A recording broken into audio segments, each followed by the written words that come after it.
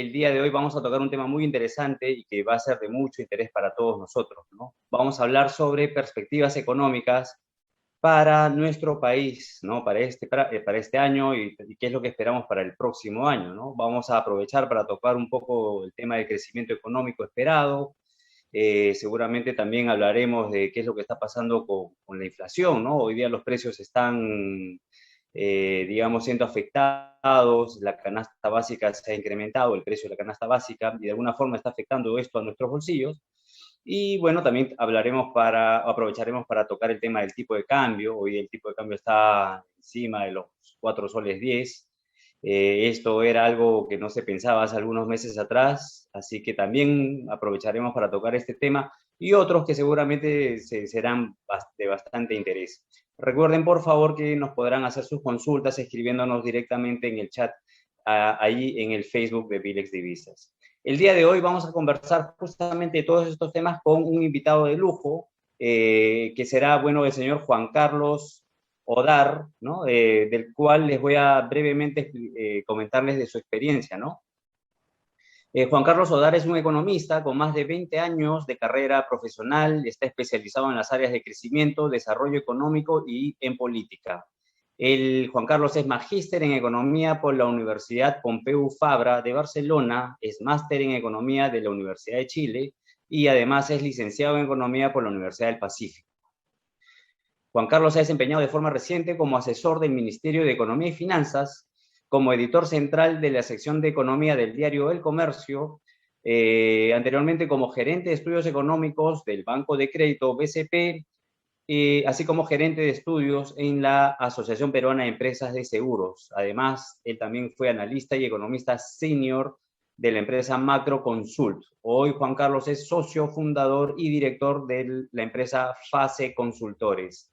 Juan Carlos es también profesor de macroeconomía y de teoría monetaria en la Universidad Continental y anteriormente también se ha desempeñado como profesor de economía en los cursos de macroeconomía en la Universidad del Pacífico, la Universidad de Lima y la Universidad de Piura. Así que por lo que podrán haber escuchado, Juan Carlos es un gran experto y es para nosotros un gran honor tenerte el día de hoy, Juan Carlos. Bienvenido a Bilex Divisas, y gracias por estar con nosotros. Hola Javier, gracias, buenas noches, saludos a todos y gracias por la invitación. No, Juan Carlos, muy agradecidos también por tenerte aquí entre nosotros. Juan Carlos, hoy día tenemos un tema bastante interesante y creo que algunos temas que van a ser de mucha ayuda a escucharte, ¿no? Por ejemplo, empezando el día de hoy, hemos tenido al presidente del BCR, Julio Velarde, mostrándonos su preocupación y comentando que su preocupación por la economía del Perú para el año 2022 tiene expectativas tal vez que no son de las mejores. Entonces, si también estamos hablando de un contexto donde hay cierta incertidumbre política, ¿no? Tal vez tú, Juan Carlos, tú nos podrías comentar qué es lo que podemos esperar del crecimiento de la economía peruana para este año y también para el 2022. Correcto. Y a ver, este año vamos a tener una situación medio contradictoria, ¿ya? Y cierta paradoja en los números, ¿no? Vamos a tener una economía que este año puede cerrar con un crecimiento de dos dígitos, ¿no? En 2021 podríamos estar hablando de un crecimiento cercano al 11% y hasta de repente un poco mayor, pero sin embargo sentimos este estancamiento, este deterioro de expectativas, este mal ánimo de los inversionistas, ¿no? Y eso configura un escenario de bajo crecimiento para los siguientes meses, ¿no? Y con riesgos para el 2022. Entonces, ¿qué es lo que está pasando? Lo que tuvimos fue un rebote bastante rápido, bastante dinámico después del cierre de actividades que tuvo su mayor efecto sobre la economía en abril del año pasado, ¿no? O sea, si nosotros vemos una trayectoria de la actividad económica, el piso fue en abril del año pasado. Desde ahí hemos tenido una recuperación relativamente rápida que hasta diciembre del año pasado, enero de este año, mostraba una rápida convergencia, digamos, a niveles precrisis. Sin embargo, también recordamos que en febrero hubo el nuevo periodo de confinamiento, ¿no? Esto afectó también la economía y entre febrero y marzo tuvimos una caída nuevamente en el nivel, no tan pronunciada, pero sí tuvimos, nos alejamos de los niveles máximos que ya estábamos ubicados, y de ahí justo coincidió el tema del contexto político, ¿no? La incertidumbre política, el riesgo político, que incluso, digamos, pasadas las elecciones no se ha disipado del todo, ¿no? Hay incertidumbre alta sobre temas de política económica, y en ese sentido, si nosotros vemos qué ha pasado con la actividad desde marzo de este año, abril, ¿no? Con las elecciones, básicamente podemos decir que ha estado estancada. Pero como ya había crecido muy rápidamente sobre el bache de abril del año pasado, tenemos ese crecimiento de 2 dígitos para este año. El problema es qué es lo que viene con ese estancamiento en el que estamos en los últimos meses, y el riesgo de que haya factores adicionales que jueguen en contra de la actividad, ¿no? Si nosotros vemos, por ejemplo, la encuesta de expectativas del Banco Central, y 17 indicadores de actividad, ¿no? Actividad más expectativas, las dos cosas. Vemos que 16 se han deteriorado en este mes, ¿ya? Y solo hay 2 que están en terreno positivo todavía, ¿no? Es decir, el resto de indicadores están mostrando que en los próximos 3 o 12 meses hay una trayectoria hacia la baja de una serie de indicadores de tanto de actividad como de expectativas, ¿no? Entonces, y lo único que está en terreno positivo a 12 meses, porque a 3 ninguno, a 12 meses es cómo le va a ir a las ventas de mi empresa, ¿no? O sea, eso es lo que responde, digamos, la persona, la empresa en la encuesta. Le va a ir bien a las ventas de mi empresa, y le va a ir bien a mi propia empresa, más allá de las ventas, ¿no? El tema de utilidades, etcétera. Entonces, esos son los 2 únicos indicadores, es decir, eh, los agentes económicos tienden a ser más optimistas sobre su propio negocio que sobre el contexto general de la economía, ¿no? Pero sí hay ese castigo, esa sensación adversa, que para el próximo año estaría configurando un escenario de bien bajo crecimiento, ¿no? El gobierno tiene una proyección oficial de 4,5. Es posible que el Banco Central revise su proyección actual el viernes, vamos a ver qué número sale, y el tema es que es bien difícil esperar un crecimiento alto el próximo año, dada esa incertidumbre de la que hablamos, ¿no? Entonces, actualmente, este año podríamos estar hablando de un crecimiento de 10,5 o más, y para el próximo año podríamos estar hablando de un crecimiento de 2,5 o menos. Ese, digamos, es el escenario base sobre el cual deberíamos estar pensando todo lo que viene.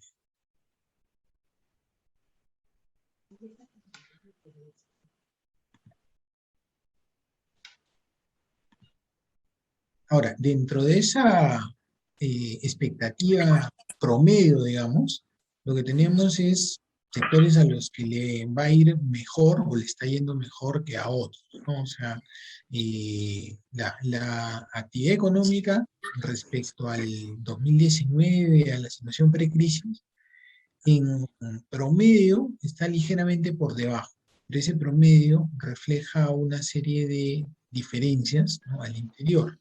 ¿Y quiénes están más perjudicados, que todavía no recuperan sus niveles anteriores a la crisis, ¿no? Básicamente ahí está el tema de transporte, está el tema de servicios turísticos, ¿no? Hotelería, restaurantes, y otros servicios, ¿no? Pensando, por ejemplo, en servicios de esparcimiento. Esas son las actividades que todavía no se terminan de recuperar, y que posiblemente el próximo año todavía mantengan una situación difícil, que es donde deberíamos estar apuntando a pensar, ¿no? El mayor efecto negativo en empleo, en producción, etcétera. De acuerdo, genial, muy buen análisis, Juan Carlos. Justamente hablando del tema de los sectores, que han habido algunos sectores que se han visto afectados negativamente por el tema de la pandemia, la crisis actual económica. También han visto factores que por el contrario, se han visto favorecidos, ¿no? Tal vez nos podrías comentar de alguno de estos sectores que particularmente se haya visto favorecido en los últimos meses. Sí, bueno, después de la crisis, digamos, los dos sectores que se vieron más favorecidos son el de telecomunicaciones, ¿no? Eh, Justamente, digamos, por razones obvias, ¿no? Mayor necesidad de trabajo a distancia, educación a distancia, etcétera. Y el otro tiene que ver con servicios financieros, en gran parte ayudado e impulsado por el tema de Reactiva Perú, ¿no? Entonces, los servicios financieros fueron bastante dinámicos en un contexto de enfriamiento general de la economía. Sin embargo, digamos, en los últimos meses donde se ha visto un repunte y ha sido bastante importante, ha sido en construcción, ¿no? Y construcción a lo largo de este año ha tenido una dinámica no solamente, digamos, por obra pública, sino también por inversión privada, ¿no? Entonces, construcción ha tenido un componente bastante dinámico por el lado privado que ha llevado a que sea una actividad claramente por arriba de los niveles precrisis, ¿no? Y probablemente es la actividad más favorecida. Entonces, Mm, comparamos primer semestre de este año contra el 2019, estamos hablando de niveles que están bastante por arriba de lo que había antes de la crisis. claro. Entonces, digamos, ahí podemos ver tres, entre comillas, ganadores en medio de un contexto adverso. Claro, claro, claro. Bueno, en un contexto adverso hay sectores que sí se han visto también afectados, como por ejemplo el tema de los importadores, ¿no? Tuvimos la oportunidad de conversar con algunos clientes justamente que se dedican a en fin, que están dentro de este sector o rubro económico y estaban muy afectados por el incremento en el precio del dólar, ¿no? Ellos generan soles acá y tienen que hacer compras de dólares, entonces, para justamente comprar esos productos. Ese es uno de los sectores que también se ha visto desfavorecido, ¿no? En esta crisis. Sí, bueno, ahí el tema adicional ha sido que fuera de la propia pandemia que tuvo un efecto al alza en el tipo de cambio, a lo largo de este año hemos tenido el tema de incertidumbre política que ha generado un salto adicional, ¿no? Entonces, Sí, parecen muy lejanos aquellos tiempos donde el tipo de cambio estaba en 360, 350, ¿no? Entonces, pero si lo ponemos a ver, eso es a mediados del año pasado, ¿no? sí, Este, exactamente. sí. El, Entonces, el tipo el tipo de cambio a mediados del año pasado, disculpa que te interrumpa, sí, el tipo de cambio del año pasado estaba en 360 y uno percibía que llegar a un 380 era algo irreal, ¿no? sí, se En veía su alto en ese momento momento. sí, exactamente, en su momento hablamos con el señor Alberto Liu y él nos comentaba que era posible que el tipo de cambio llegara a 380 si el tema de la incertidumbre en ese momento electoral no se seguía manteniendo. Ahora, mira, estamos en niveles de 4.10. Sin embargo, ¿cuáles son tus perspectivas, ahora que hemos tocado el tema del tipo de cambio, cuáles son tus perspectivas en cuanto al precio del dólar para los siguientes meses? Ya, ahí, digamos, va a depender de dos grandes factores, ¿no? El tema externo, que más o menos hay consenso que debería ayudarnos, y el tema local, que es donde hay mayor incertidumbre, ¿no? En el factores externos que deberían ayudarnos y que se ve que pueden ser positivos, ¿no? Viene, por ejemplo, por el lado de los términos de intercambio. Términos de intercambio es la diferencia entre precio de exportaciones y precio de importaciones. Entonces, estamos teniendo precios de productos de exportación bien altos, históricamente altos, ¿no? Empezando por el cobre, que es nuestro principal producto de exportación. Mm, Entonces, eso debería ayudarnos, ¿ya? Y aun cuando hemos tenido asociado al tema político una salida importante de capitales del país, ¿no? Si nosotros vemos los capitales de corto plazo, a lo largo de los últimos 12 meses hemos tenido una salida de alrededor de 12, 13 mil millones de dólares, ¿no? Entonces, eso en puntos del PBI es cerca de 7 puntos del PBI, que es comparable, digamos, a una crisis que haya tenido Perú antes, fue la crisis del año 84, ¿no? En ese momento veíamos una salida de wow. capital de corto plazo de ese nivel. ¿Ya? Ni siquiera, por ejemplo, en la crisis del 2008-2009, la salida fue tan fuerte. Ahora, ¿qué cosa generó esa salida? y más que coyuntura externa, pareciera que ha estado guiada sobre todo por incertidumbre y factores locales, ¿no? Y entonces, dentro de esos factores locales, lamentablemente la incertidumbre para los siguientes meses no se ha disipado, ¿no? Lo cual nos hace prever que todavía estaríamos viendo presionado el tipo de cambio hacia el alza, ¿no? Una presión significativa por el lado local, ¿ya? Y teniendo en cuenta, digamos, el antecedente, ¿no? El punto inicial ha sido, ¿no?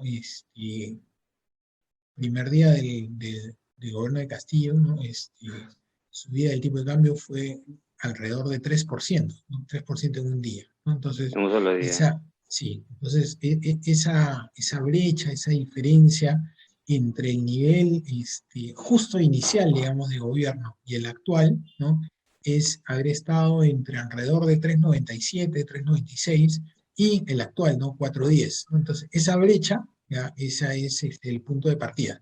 Y ahora, si nos fijamos qué ha pasado del 29 de julio, digamos, ¿no? 29 de julio para acá, casi podemos decir que el tipo de cambio está en una banda bien estrecha, ¿no? Se ha movido Sí, alrededor del 4,10 más o menos algunos céntimos, ¿no? No ha habido claro. mucha variación, ¿no? Entonces, podría decirse que ese nivel es, dada la incertidumbre actual, el generado por las condiciones tanto externas como locales, ¿no? Estamos a ese nivel. Factores adicionales de incertidumbre, y hay varios, digamos, que pueden surgir, ¿no? Por ejemplo, ¿hacia dónde va el BCR? Uno. Eh, ¿Hay asamblea constituyente? Dos, ¿no? Entonces son factores adicionales locales, ¿no? Y entonces eso puede estar generando un nuevo nivel más alto, ¿ya? En función de cuán probable se perciba o cuán riesgoso sea ese escenario. Sí, sí, es un buen punto el que tú mencionas. Y es más, yo te agregaría un punto adicional, ¿no? ¿Qué pasa si la continuidad del presidente del Banco Central de Reserva, señor Julio Velarde, no se da? ¿No? Si Julio Velarde no renueva como presidente del BCR, ¿qué va a pasar con el precio del dólar? O sea, es muy posible que los agentes, ¿no? Tomen esta noticia como una noticia negativa y por lo tanto aumente el efecto del precio del tipo de cambio, un efecto hacia el alza, ¿no? ¿Qué opinas tú ahí al respecto? Sí, es un factor adicional de riesgo, pero yo diría que en cierto modo no agarraría por sorpresa a los agentes si es que no se ratificara a Julio Velarde, ¿no? Ya es algo que ha estado en el radar, es más o menos previsible que podría pasar, y De diría acuerdo. hasta llegar al escenario en que si por alguna razón fuera ratificado, yo creo que eso más bien podría ayudar a que el dólar no solo no suba más, sino que incluso pudiera tener una ligera corrección. Ah, de acuerdo. Entonces, según, bajo lo que tenemos, desde tu punto de vista, el precio del dólar ya está descontando el efecto de la no ratificación del señor Velarde. Yo diría que está gran parte de ese efecto ya asumido, ya es decir, si lo ratificaran, yo creo que hay una corrección, una baja del tipo de cambio, y si De no lo acuerdo. ratificaran, yo creo que no hay una subida tan fuerte. Genial, genial. Buen punto. Gracias, gracias, Juan Carlos. Ahora, hablando de otro tema que también es de sumo interés para nosotros. Hoy día, por ejemplo, vemos los precios de insumos básicos hacia el alza, ¿no? Vemos una botella de aceite de 1 litro a 12 soles, el kilo de pollo superando la barrera de los 10 soles. Hoy día se compra 3 panes por 1 sol. Tenemos hoy un efecto de inflación, de subida de precios en la canasta básica que no veíamos desde hace mucho, ¿no? Y esto ha sido un plazo de tiempo muy corto. Entonces, si hablamos de inflación, ¿qué podríamos decir sobre la inflación que hoy estamos viviendo, ¿no? ¿Cuánto esta inflación tiene un efecto de importación y cuánto se genera por efectos locales, Juan Carlos? Sí, bueno, ahí también hay que tener en cuenta que el contexto externo ha influido bastante, y nosotros hemos contribuido adicionalmente, digamos, ¿no? O sea, si pensemos en el efecto tipo de cambio local, ¿ya? Y Ujú. supongamos que el tipo de cambio se hubiera mantenido estable al nivel de julio del año pasado, ¿no? Entonces, ¿qué hubiera pasado con la inflación? La inflación hubiera sido alrededor de 1,5 puntos menos de la que es. ahorita tenemos una tasa anual de inflación cercana al 5%, ¿ya? Y si no hubiera habido variaciones en el tipo de cambio, esa inflación podría estar alrededor del 3,5%. Pero ojo con ese detalle, 3,5% ya es una inflación por arriba del rango objetivo del Banco Central, ¿no? El Banco Central tiene como meta estar en 2 más menos uno. Y ya 3,5% de por sí nos dice, hay inflación mayor a la objetivo del Banco Central. ¿Y eso a Ujú. qué se debe? ¿No? Al contexto externo donde han subido prácticamente los precios de todo tipo de insumos, ¿no? O sea, insumos alimenticios, tema del petróleo, ¿no? Y todo esto como consecuencia y fundamentalmente asociada a políticas monetarias expansivas en todo el mundo, ¿no? En todo el mundo ha habido mucha liquidez, ¿no? Mucho impulso monetario para ayudar a salir de la recesión global en la que estábamos, ¿no? Ok, Pero eso ya está traduciéndose en una presión al alza de precios, ¿no? Entonces, la inflación ahorita, más allá de que nuestro tipo de cambio ha subido y está siendo afectada por eso, y de todas maneras estaría por arriba de la meta, y es un factor de riesgo no solo acá, sino está viéndose en otros países emergentes, ¿no? En nuestros vecinos, en Colombia, en Chile, pero también está viéndose en otras partes, ¿no? En Estados Unidos ha cedido un poquito, pero está arriba del 5%, ¿no? Entonces, estamos mm, hablando de tasas altas de inflación, lo cual sí, complica también la situación, ¿no? Porque en ese escenario, lo que uno esperaría es que el Banco Central empiece a ajustar, como de hecho está haciendo, la política monetaria, pero está generando ese ajuste en un contexto en que la economía no se termina de reactivar. Entonces, ahí hay dos efectos contrapuestos, digamos, que no son necesariamente lo que quisiera tener una autoridad de política económica, ya sea el MEF o ya sea el BCR, ¿no? Es decir, estamos en un escenario donde la inflación está al alza y la economía está floja, ¿no? Entonces, no es lo deseable, ¿no? Lo ideal sería que las dos vayan en la misma dirección y es más fácil de actuar, ¿no? Si tuviéramos claro. inflación y una economía creciendo muy rápidamente, podría decirse si es necesario el ajuste. Ahora, tienen las dos cosas hasta cierto punto contradictorias, y ya ahí viene el arte de hacer política económica, ¿no? Claro, claro. Que sería un arte que se dibujaría mejor si es que tuviéramos, como tú dices, un crecimiento en el sector real de la economía, no solamente por real, sino también por las expectativas que esperan el empresariado en general, ¿no? Que expectativas que entendemos que no son de las mejores en fin, para el próximo año, tal vez para este año. Eh, es eso un poco lo que explica tal vez el crecimiento esperado para el 2022, Juan Carlos. Sí, ahí, digamos, proyección oficial, ¿no? Es 4,5, pero uno empieza a hablar con el sector privado, e independientemente del sector en el que esté, comentan que es complicado llegar a ese 4,5 y apuntan a mucho menos, ¿no? Como mencionaba al inicio, yo creo que la proyección es pensar alrededor del 2,5% y siempre con el sesgo hacia la baja, ¿no? Hay mucho riesgo en este momento. Sí, sí, la verdad es que pensar en un crecimiento de un 2,5% para un 2022, esperemos que eso no se dé. Esperaríamos que las perspectivas económicas, mejor dicho, la confianza empresarial sobre todo, tenga un impulso y ese impulso lo tiene que dar el gobierno, ¿no es cierto?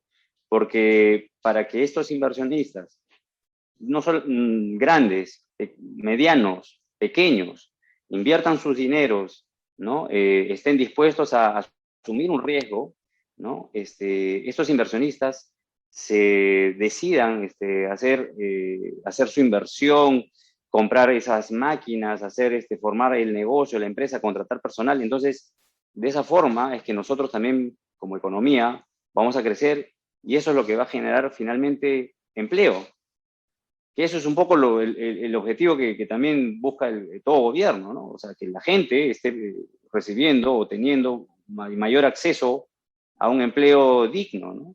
Las tasas de empleo, ahora que estamos hablando de ese tema, ¿cómo las estás viendo? ¿Cuáles son las perspectivas que tenemos en ese ámbito hoy? Sí, a ver, lo que se ha visto, números gruesos, digamos, y sobre todo para Lima, que es una de las regiones más afectadas con el tema de la recesión, ¿ya? Es que la recuperación viene, pero un poco lenta, ya todavía estamos hablando de un nivel de empleo inferior al que había antes de la crisis, ¿ya? Todavía hay puestos por recuperar, pero aparte de la menor cantidad de empleo, ha habido un deterioro también en la calidad, ¿no? Si tú analizas la composición de ese empleo, entonces ahora hay una caída de lo que es el empleo adecuado, una caída de lo que es el empleo formal, y más bien ha habido un repunte en el informal, ¿no? Dato anecdótico, si se quiere, o un punto que ilustra el caso, ¿no? Por ejemplo, eh, la actividad comercio, ¿ya? Nunca antes ha habido tanta gente en Lima dedicada al comercio, ¿ya? Estamos hablando de alrededor de 1.150.000 personas, ¿ya? Ese ha sido el dato que ha salido hoy, correspondiente al trimestre terminado en agosto, ¿ya? Entonces, nunca antes ha habido tanto empleo en el sector comercio, tanta ocupación, si se quiere, pero, ¿ya? La actividad formal o la actividad adecuada en ese sector, ahorita es alrededor del 30%, ¿ya? Y pre-crisis era cercana al 50%. Es decir, hay más empleo, pero también más empleo de baja calidad, ¿no? Y, digamos, es Mm, la salida al desempleo completo, es el subempleo. Y eso es lo que está pasando, digamos, y queda ilustrado en el caso de comercio. Otra actividad claro. que también ha tenido un repunte en el empleo ha sido construcción, ¿no? Construcción reflejando esa expansión tan rápida que mencionábamos hace un rato, ¿ya? Pero, por ejemplo, lo que es manufactura, ¿no? Lo que son otros servicios, sí está todavía golpeada y con una perspectiva de recuperación bastante lenta. Ujú, de acuerdo, de acuerdo. Sí, es buen punto. Lo que tú mencionas, el tema de tantas personas empleadas ahora en comercio, lo vemos, creo que la gran mayoría, ¿no? Tenemos gente amiga, ¿no? Que ahora está vendiendo por internet y a través de sus propias páginas en Facebook, o a través de otras redes sociales. Entonces, gente que perdió su empleo y que hoy día se emplea de esa forma, ¿no? Entonces, nosotros, bajo ahora lo que tú mencionas, entendemos que ha habido una migración hacia eso, hacia ese nuevo, hacia esa nueva forma de generarse un propio empleo, ¿no? Un emprendedor, un pequeño emprendedor. Así Se han es, visto muchos así es. obligados. Se han visto muchos obligados, pero también hay que tener en cuenta que previo a la crisis, ¿no? Se hablaba mucho de Perú como país de emprendedores, etcétera, pero en realidad Claro, esa, digamos, es no necesariamente la solución sostenible, ¿no? O sea, lo que quisiéramos apuntar es que haya un empleo de calidad, un empleo formal, claro. ¿no? Y ese más bien es el que se ha perdido en parte durante la crisis. De acuerdo, de acuerdo, de acuerdo. Juan Carlos, un tema que también estuvo en el centro de la atención desde la semana anterior fue la baja en la nota crediticia que se hizo sobre el riesgo Perú, el riesgo soberano en Perú. Y esto lo hizo la agencia internacional Moody's, haciendo una baja de un escalón en nuestra nota, digamos, como riesgo país. ¿Esto cómo impacta a los peruanos de a pie? ¿Cómo nos impacta a la pequeña empresa, a la empresa? ¿Cómo nos impacta de alguna forma a los que estamos viviendo en el país? Sí, y esto básicamente indica una luz ámbar, digamos, para los inversionistas extranjeros, ¿no? Si bien es cierto, Perú todavía y está dentro del grado de inversión, digamos, bastante asentado, ¿no? Ha habido un retroceso como no ha tenido antes la calificación soberana, ¿no? Entonces, esto implica que puede haber una mayor percepción de riesgo por parte de los inversionistas y tener algo menos de disposición a entrar al país. Esa menor disposición implica un cierto flujo de dólares al país que no va a entrar, ¿no? Entonces, por ese lado, digamos, hay una cierta alza en el tipo de cambio, pero que digamos no es tan grande, ¿no? Es un efecto marginal dentro de todo lo que ha pasado. El otro tema sí es el de las tasas de interés para el gobierno, ¿no? El sector público, si necesita emitir deuda para financiar su déficit, lo va a tener que hacer a un costo más alto, ¿no? Y entonces, ese costo más alto va a implicar necesidad de usar una mayor cantidad de los recursos públicos para pagar intereses de deuda, ¿no? Y montos más altos, ¿no? En contexto también que la deuda ha crecido. Entonces hay una presión a pagar mayores intereses de deuda, lo cual entonces deteriora la posición fiscal manteniendo todo lo demás igual, ¿no? Solamente ese efecto implica un deterioro en la posición fiscal. De repente por Mm. ahí hay un ajuste en el gasto, de repente hay alguna reestructuración tributaria o lo que fuera que pudiera compensar eso. Pero el punto de partida es que si no se hace nada, hay un deterioro en la posición fiscal, tanto en el déficit, dado que se necesita un mayor gasto periodo a periodo para pagar intereses, como en el propio nivel de la deuda, ¿no? De acuerdo, de acuerdo. Ahora que mencionaste lo del déficit fiscal, digamos, entendiendo el déficit como la diferencia entre los ingresos corrientes y los gastos corrientes del gobierno, ¿correcto? O sea, los ingresos corrientes provienen del lado de los impuestos y los gastos corrientes provienen de el pago de las planillas, el pago de los gastos propios del gobierno, y también creo que las transferencias que se hace a las personas, a los programas sociales, ¿no? Si ese déficit se va incrementando por efecto de una mayor tasa de interés, qué es lo que puede pasar con estos indicadores? ¿Qué es lo que puede pasar también a futuro Sí, con la caja sí. peruana? Sí, de acuerdo. Ahora, en el déficit, dentro del gasto que se incluye, no solamente es el corriente, sino también el de capital, ¿no? Es decir, la inversión, la obra pública. Y dedicar mayor cantidad de recursos fiscales al pago de intereses implica desviar recursos de otro fin, ¿no? Es decir, si uno quiere mantener un nivel de déficit igual al inicial, ¿no? Cuando se dedica a pagar más intereses, entonces tiene que cortar el gasto en alguna otra actividad, ya sea en contratación de nuevos trabajadores públicos o pago de planillas públicas, o en un menor nivel de bienes y servicios consumidos por el gobierno, o en un menor nivel de transferencias, ¿no? Y lo no deseable, lo que también puede pasar, es un menor nivel de ejecución de la inversión pública. Entonces, digamos, esos son factores de ajuste dado el mayor gasto que se esté realizando en otro aspecto, ¿no? Digamos, en este caso, intereses. Y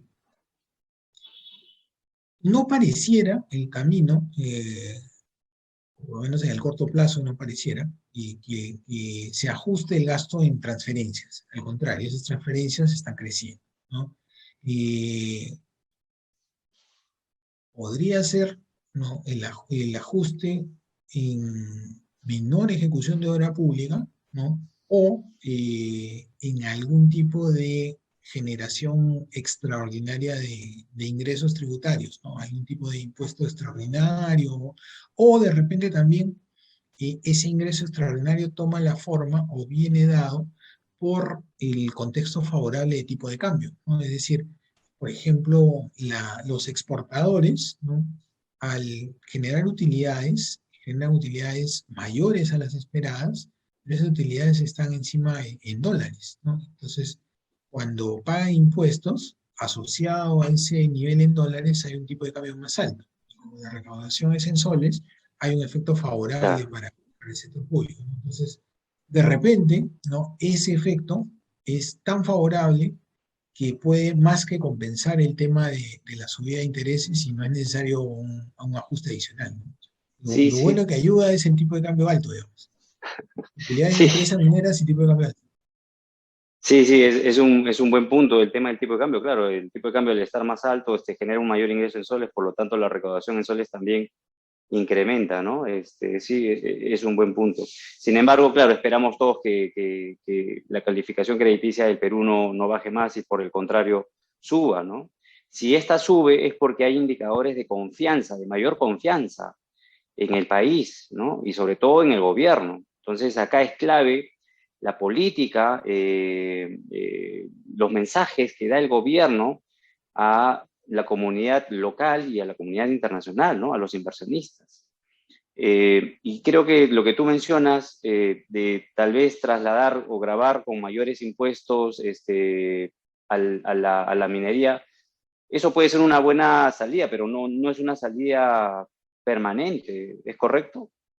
Así es transitorio, ¿no? Pero no va a tener un efecto duradero, ¿no? O sea, eso, eh, lo ideal, digamos, sería tener un crecimiento eh, sostenido de la base, ¿no? Y conforme vayamos creciendo todos como empresa, como economía y todo, y tengamos una base que va creciendo, y por lo tanto el gobierno tiene una mayor capacidad de cobro de impuestos, ¿no?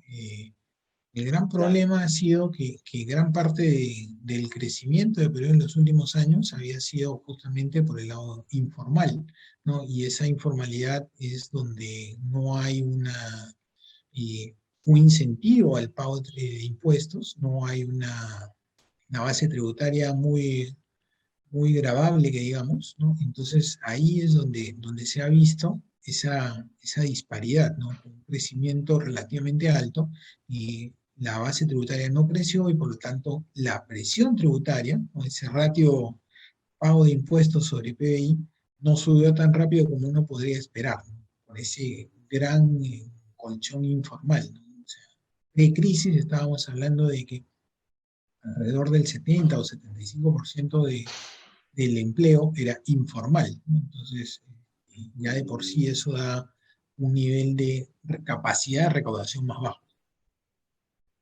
De acuerdo, de acuerdo. Es un buen punto, es un buen punto. Dado que ya que hablaste del tema de los efectos de la precrisis y nuestra situación ¿no? Previo a la crisis, pandemia inicialmente y la actual crisis política económica, ¿cuán lejos estamos de llegar de volver a esos niveles, de volver a los niveles prepandemia?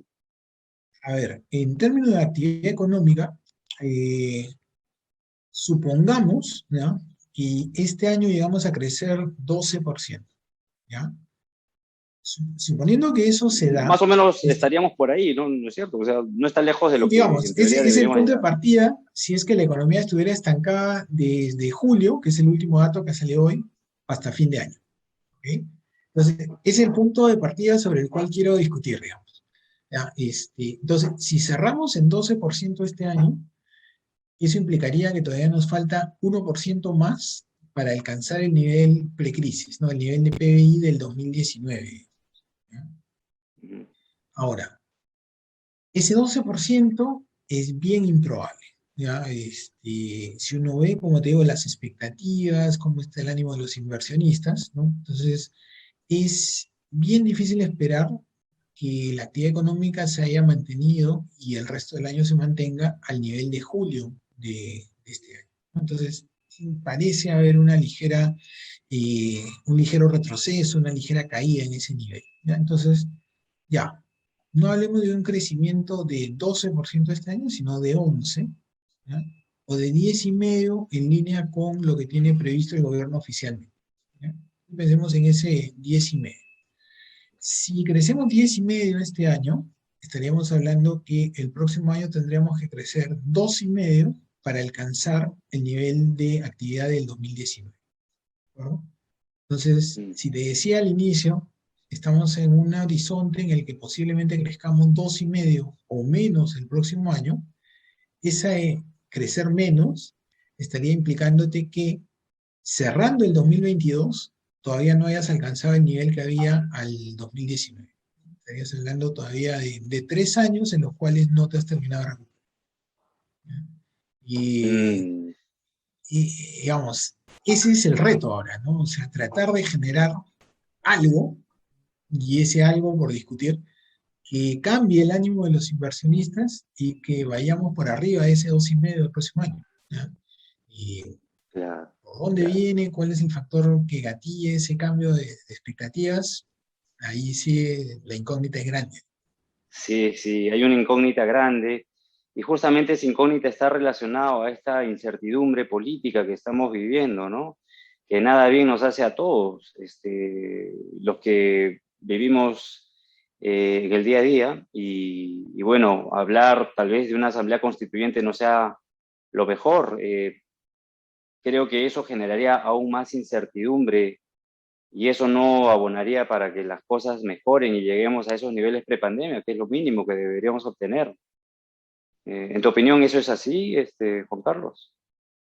Sí, yo diría que una asamblea constituyente genera un riesgo de incertidumbre adicional, ¿no? En el sentido de que, ¿cuál es el objetivo de fondo de esa asamblea? ¿Hacia dónde va? ¿No? Entonces, si uno piensa que hay una motivación económica, por ejemplo, pensando que se busque una mayor participación del Estado en la economía, ¿no? Que ya no sea solo el rol subsidiario del Estado, sino intervención directa en determinados mercados, eso puede generar un deterioro adicional en el ánimo de los inversionistas y por lo tanto generar una menor expectativa de crecimiento para el próximo año.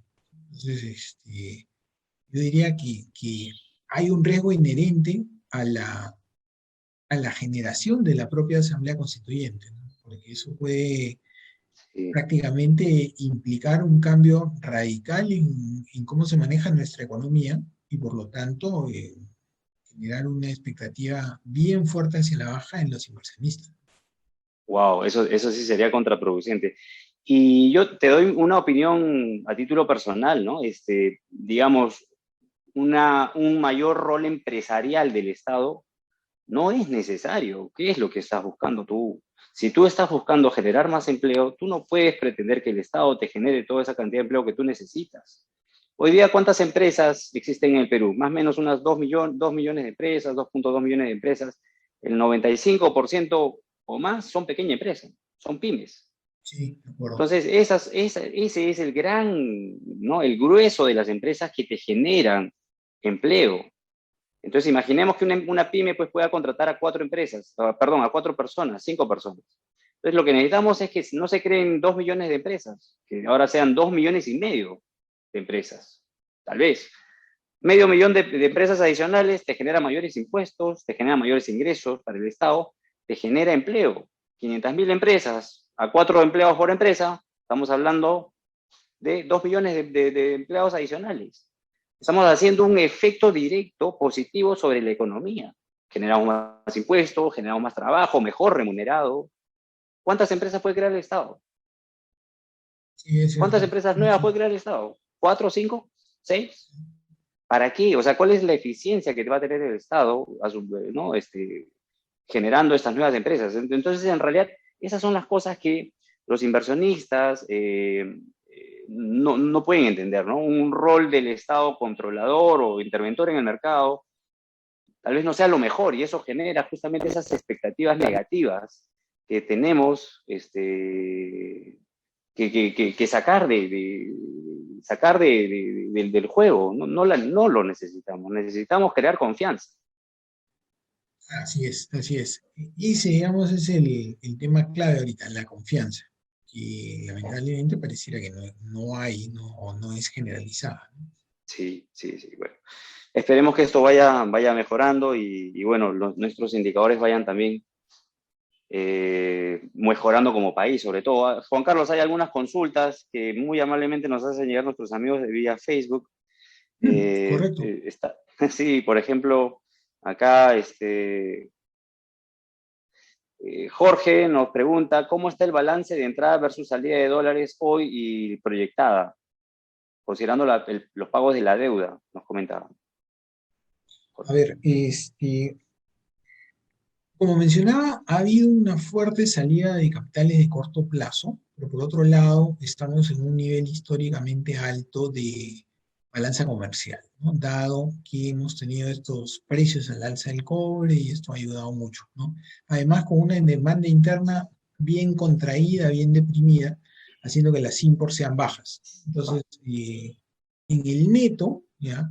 Lo que hemos tenido es una acumulación de divisas, ¿no? Una balanza de pagos positiva, ¿no? A pesar de estos flujos muy negativos en capital de corto plazo, ¿no? Perspectiva para los próximos meses, de repente los próximos trimestres, todavía podríamos hablar de un entorno general favorable, ¿no? Y probablemente la mayor parte de los capitales de corto plazo que iban a salir o que se esperara que salgan, ya salieron, ¿no? Es decir, esos son los inversionistas más sensibles, los que tienen un menor apetito por riesgo, los que consideran mucho más factible hacer negocio en otra parte y salir de Perú, ¿no? Entonces, probablemente ese grupo, la gran mayoría ya salió. Con lo cual, dicho eso, también el efecto hacia el alza del tipo de cambio, ¿no? Guiado por factores externos, ya se debe haber dado en su mayor parte. Lo cual no quiere decir que no esperamos alzas adicionales del tipo de cambio, ¿no? Es decir, como mencionaba, si hay un deterioro adicional del tema político, ¿no? Entonces eso sí puede estar presionando algo más a un alza del tipo de cambio. Sin embargo, también, dada la situación actual y dado lo que se sabe en este momento, ¿no? Ya es como que el nuevo nivel de equilibrio a donde está tendiendo el tipo de cambio ahorita es a 4.10. Entonces, por ahí estamos las últimas semanas, y yo diría que en ausencia de un deterioro adicional en expectativas y un deterioro adicional en anuncios por parte del gobierno, digamos, no debería haber cambios significativos al nivel actual. O sea, por ahí algunas fluctuaciones, pero es como lo que hemos venido viendo en los últimos días. De acuerdo, Juan Carlos, gracias. Ana María Cachay Pereira nos pregunta, en los créditos hipotecarios, ¿cuál sería el impacto probable 2022? Me parece que En esto está un relacionado entorno, tal vez a las tasas de interés, ¿no? así es, O, a ver, hemos tenido ese entorno de inflación más alto que ya ha llevado, ¿no?, a que el Banco Central suba tasas y ha sido bastante agresivo en esta última decisión que ha tenido hace unos días, ¿no?, donde por tercera vez desde septiembre del 2006, no, perdón, 2003, que es cuando empezó el Banco Central a tener régimen de tasa de interés, ¿no? Es el tercer mes en todos esos que han transcurrido donde el Banco Central ha subido 50 puntos básicos. Es decir, solamente en dos ocasiones ha tenido subida de 50 básicos. No lo había hecho en ningún otro momento. Y desde el 2010, había sido agosto 2010, septiembre 2010, y esta última, ¿no?, la que ha habido ahora a inicio de mes. Lo cual ha buscado, digamos, ayudar a calmar expectativas, ayudar a atenuar subida de tipo de cambio y ayudar a que se estabilice la inflación este año, ¿ya?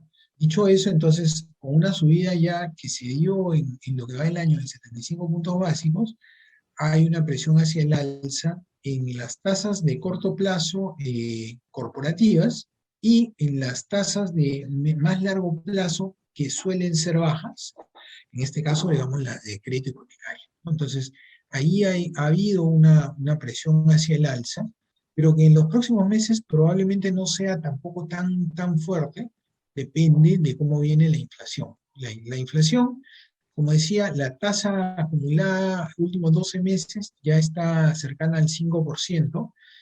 La que va del año hasta agosto es 4.2. Entonces, es probable que este año estemos hablando de una inflación 2021 ligeramente por debajo de 5. Si eso es así, ya margen para tasas adicionales subiendo por parte del Banco Central es bien limitado, ¿no? Es decir, estamos ahorita en un 1%, ¿ya? Y a más nivel que podría alcanzar a fin de año, estaríamos hablando de 1,5, ¿no? Entonces, no habría muchas subidas o no habría subidas muy fuertes en los próximos meses. Con lo cual también, están subiendo, han subido un poquito las tasas de hipotecario, ¿no?, en este contexto de mayor nivel inicial de tasa, pero no debería haber, digamos, un efecto adicional, una presión muy fuerte adicional, dado que las mayores fuerzas, ¿no?, pareciera que ya se han dado en estos meses, ¿no?, entre la subida del tipo de cambio y la subida de las tasas en soles, ya mucho más, digamos, para que sigan subiendo las tasas hipotecarias, no parecería que hubiera. Y si empezamos a ver más competencia, digamos, una mayor disposición de los bancos a dar mayor crédito, ¿no?, eso podría ayudar a que la subida del sector más bien sea moderada, ¿no? no sea muy pronunciada. De acuerdo, Juan Carlos, muchas gracias. Acá Ricardo Fernández nos pregunta sobre los ingresos de capitales de largo plazo que estaban pendientes de ingresar a la economía. ¿Estas han seguido o se han detenido? A ver, en gran parte el tema de inversión privada está en compás de espera, ¿no? Y si uno ve, ¿no? Esa recuperación de la inversión todavía no había sido completa después de la crisis, ¿no? Es decir, hemos tenido dos choques sucesivos, si se quiere, ¿no? El de la COVID-19, que ya de por sí deterioró la inversión, y sobre ese el tema político. Entonces, lo que ha hecho este tema político es demorar más la recuperación, ¿no? Entonces, si uno espera o esperaba determinados flujos de inversión previos, por ejemplo, a ganado, digamos, a fines de marzo de este año, ¿no? Y uno decía, ¿qué espero yo para fines del 2021? ¿No? Entonces, la expectativa actual respecto a ese momento es mucho peor, ¿no? Se ha habido un deterioro, pero que ya sus efectos, ¿no? Ya en gran parte ya se han dado, ¿no? Entonces, por el lado del tipo de cambio, por el lado de expectativa deteriorada, por el lado de inversión más lenta, ¿no? Y en adelante, insisto en que estamos a la espera, ¿no? Ver por dónde van las cosas, qué novedades puede haber, y si es que de algún modo podemos estar viendo un poco mejor el panorama o no respecto a la situación actual, ¿no? De acuerdo. Gracias, Juan Carlos. Acá Isabel Quispe nos consulta sobre tu proyección del dólar para finales de este año. Pregunta difícil, Juan Carlos. Sí, a ver, yo haría una contrapregunta, es ¿en qué escenario estamos? Y eso te diría a qué nivel podemos calcular el tipo de cambio, ¿no? O sea, te doy todas las premisas, ¿no? Todo el punto de partida para decir qué esperaría, ¿no? Y yo esperaría un gobierno que siga como ha iniciado, ¿no? En cierto modo, si se quiere, generando una brecha, ¿no? Una distancia entre quiénes somos nosotros y quiénes son ellos, ¿no? Entonces el gobierno dice, no, yo voy a ir por mi lado, empresa pública, etcétera, ya, el sector privado, los monopolios, vayan por su lado, ¿no? Entonces, siendo así, ¿no? Yo diría, no hay una recuperación de la confianza próximamente, y siendo así, yo esperaría una subida adicional del tipo de cambio, pero relativamente marginal, ¿no? Marginal dado lo que ya hemos tenido, ¿no? Eso no quiere decir que vamos a subir de 4.10 a 4.11, ¿no? Sino que podríamos estar esperando alrededor de 4.20, 4.25. O sea, Mm, y ese, digamos, de sería el acuerdo. escenario que yo vería hacia fin de año. ¿Sí? De acuerdo, Juan Carlos. Habrá que estar preparados, habrá que estar preparados. Jorge nos consulta también sobre el tema de la inflación interna, ¿no? ¿Cómo ves el tema de la inflación interna? Creo que se refiere a las expectativas de inflación para el final de año. A ver, como mencionaba, y ya tenemos una inflación acumulada 4.2 hasta agosto, ¿ya? Y para fin de año probablemente esa inflación esté alrededor de 4.7, 4.8. 4.7 sería con una proyección de, digamos, repitiendo el percentil de inflación de los últimos meses, ¿no? Estaríamos ahí con una inflación de 4.7. Y pero dentro de ese escenario, digamos, hay algunos factores que pueden cambiar la proyección, ¿no? Por ejemplo, ahorita ya entró el gas en el Fondo de Estabilización de Precios de Combustibles y ya se ha visto una corrección en el precio, ¿no?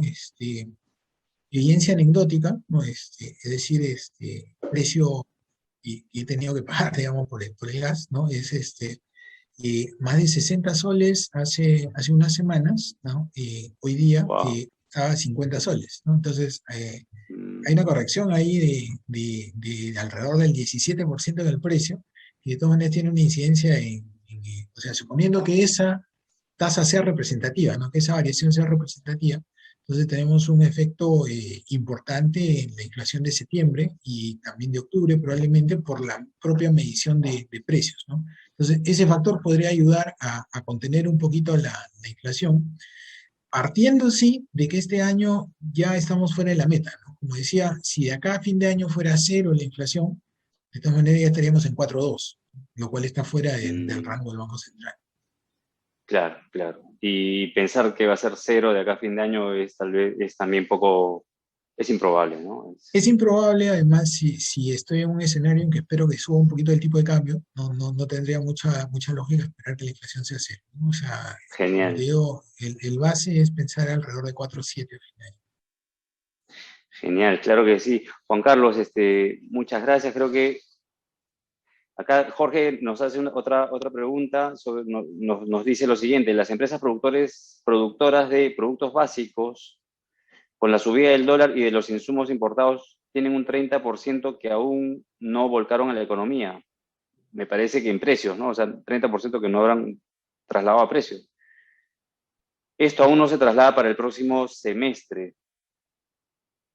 Bueno, es más un comentario que una pregunta, tal vez. Y, bueno, de ¿No? repente ahí lo que se podría agregar es que se hace difícil que las empresas trasladen toda su subida de costos al precio del consumidor en un contexto de baja demanda, ¿no? O sea, si la demanda está floja y encima suben el precio, ¿no? El riesgo es que la caída de sus ventas sea aún mayor, ¿no? Entonces, eso depende mucho de la elasticidad del producto, ¿no? Entonces, la elasticidad tiene que ver con cuán sustituible es el producto, ¿no? Entonces, por ejemplo, en el caso del pan, uno podría decir, ya el pan es difícil de sustituir, ¿no? Uno podría argumentar, bueno, sí hay alternativas, como en otros lados no se come pan, sino que se come, no sé, pescado frito en el desayuno, ¿no? Entonces, sí, se puede sustituir el pan, pero es un tema de costumbres, ¿no? Entonces es bien Claro, improbable que eso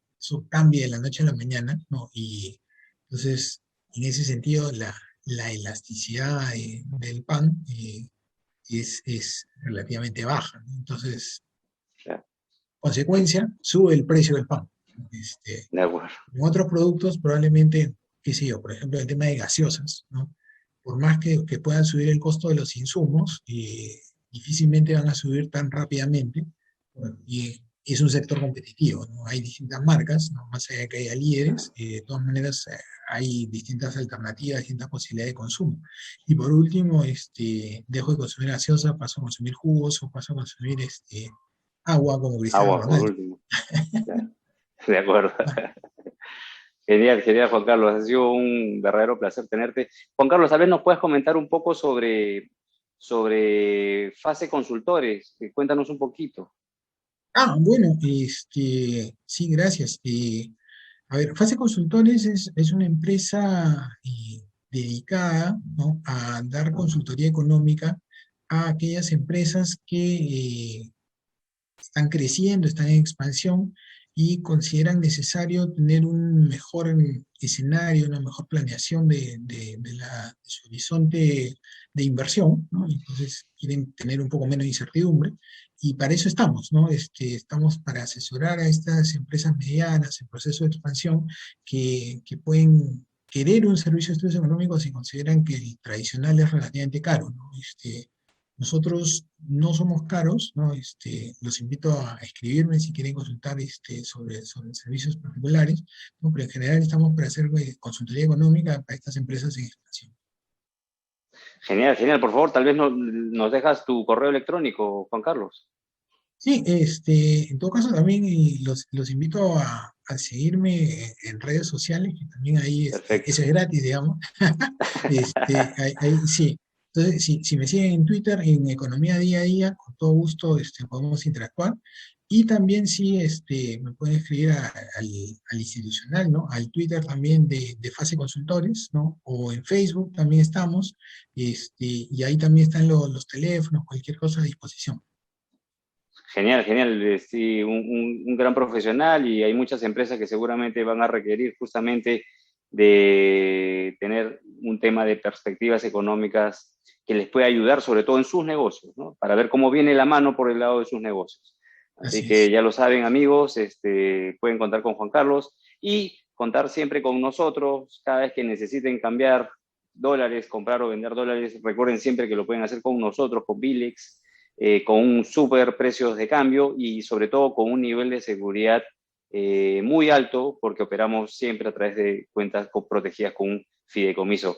Juan Carlos, ha sido un gusto tenerte el día de hoy. Muchísimas gracias por estar con nosotros y muchas gracias a todos nuestros amigos por conectarse también. Y Javier, muchas gracias por la invitación y muchas gracias a todos los que se dieron un tiempo para escucharnos. Saludos. Claro que sí. Un fuerte abrazo a todos y ya nos estamos viendo. Muchas gracias, Juan Carlos. Luego, Javier, gracias. Buenas noches. Hasta luego.